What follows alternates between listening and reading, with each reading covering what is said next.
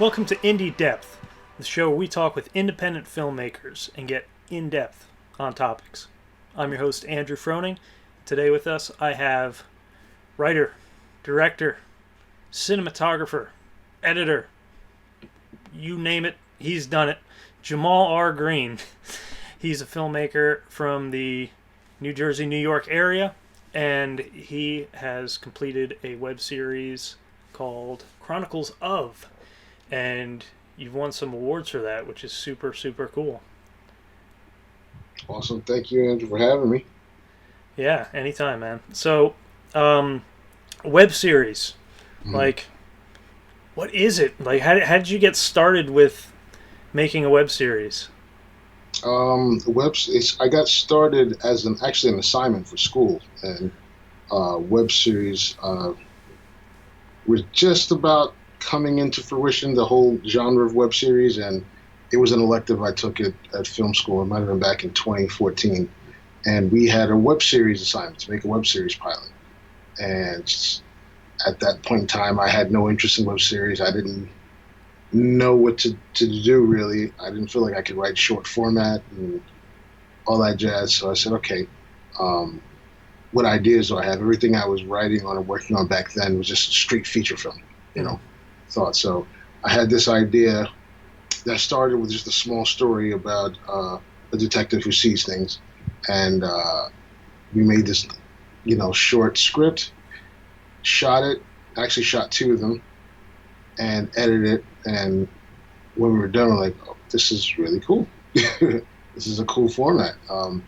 And, there's plenty of ideas that, I had that were unfinished or in different stages of completion, which I thought would lend themselves well to this format.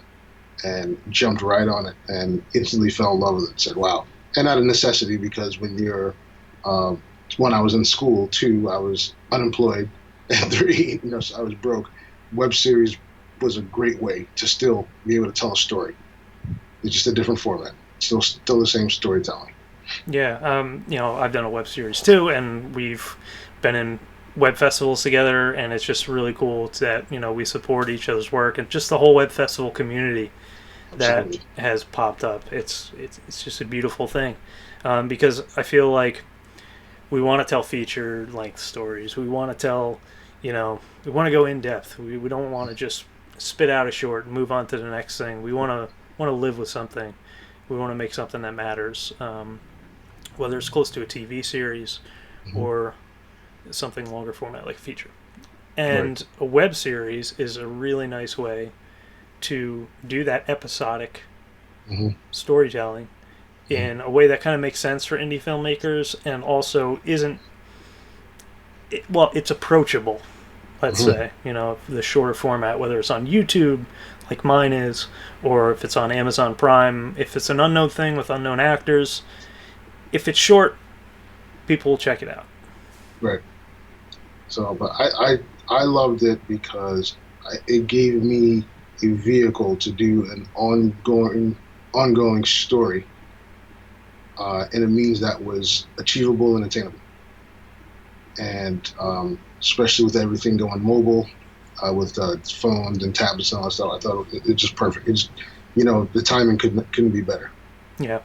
And it's amazing how you can get beautiful images hmm right to your phone. If you're taking the train, Oh yeah. if you're waiting at the bank, I don't know. We don't wait that long at the bank anymore, but Yeah. you can check something out right on the phone if you're waiting for something, sitting in line. hmm So It's yeah, it's a it's beautiful thing. great. Yeah. So your web series, every web series I've seen kind of takes a different approach, which is also a very cool thing. Um, your web series is called The Chronicles of, hmm but each episode features a different character, a different chronicle of a different character. How'd you come Correct. up with that idea? Uh, well, basically, the idea I had a lot of characters for this particular story, and when I started writing it, we had television in mind. So it was written as a one hour episodes of television.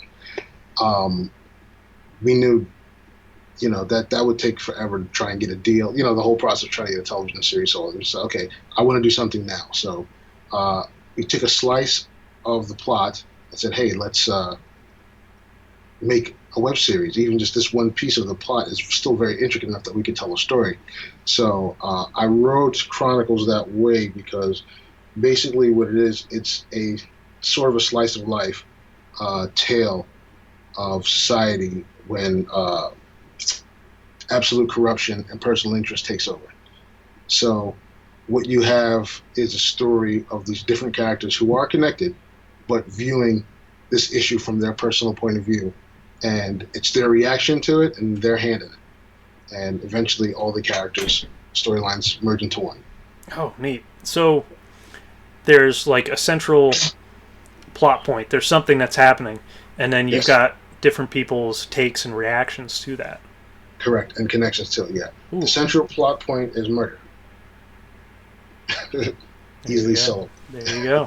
Yeah. Same with mine, you know. Somebody dies, somebody goes missing, then everybody reacts. I mean, it's classic. Right. But it's a nice way to put a twist on a classic storytelling technique. I love it. So do you have release plans? You looking to shop it around? I know you're in some film festivals. So yeah, right now we're still in festivals. Obviously because of the current situation, you know, some things have been postponed, but we're still have about 5 more festivals that we're in with just the one episode. I recently started submitting other episodes to festivals, and we wanted to have a good, strong festival run, and then potentially pitch it as a television series. That's the ultimate goal, is to get landed on television, either streaming or a network or something. But there's a much, much larger story component to it. My writing team and myself, we crafted this to be about 6 seasons. So, and we have about enough material for 4 right now. So that's the larger plan. But the immediate future is just to get it out to the festivals, let people see it, and see how it stands on its own. Sure. And you said you've got some seasons planned in advance. Do you write a story Bible? Do you have what do you have to pitch to someone to say, this has legs? If this becomes a television show, this is what it's going to look like 3 years down the line. Well, our finale episode is a good snapshot of what a TV episode would look like. Finale episode, it's actually close to 45 minutes. Oh wow! Yeah, so it's a big one, but it's the closest thing to a television episode we'll see. But also, yeah, we do have a pitch deck and we have a Bible, and we constantly update the Bible because the more we write, the more things change and what have you. But we've got a good, decent visual pitch deck that we're working on, and a couple episodes, and we'll see where it goes from there. Sure. Now let me ask you, because I'm writing something. I shot a TV pilot. Part of it was in your basement. One day, man. Yeah, you got to use what you can. And as I'm going to write some more, the question has been brought up. COVID-19, this pandemic. Yeah. Does this get incorporated? Do we ignore it? Has that thought crossed your mind, or what are your thoughts on that? Absolutely going to include it. I try to include is, you can only write mostly about what you know and what you experience. So I try and put everything that, that I've gone through that's made some sort of impact in my life, positive or negative, disguise and somehow throw it into the script. But yeah, you have to.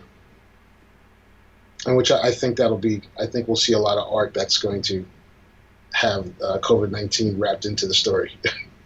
In the foreseeable future. Yeah. Yeah. Mm-hmm.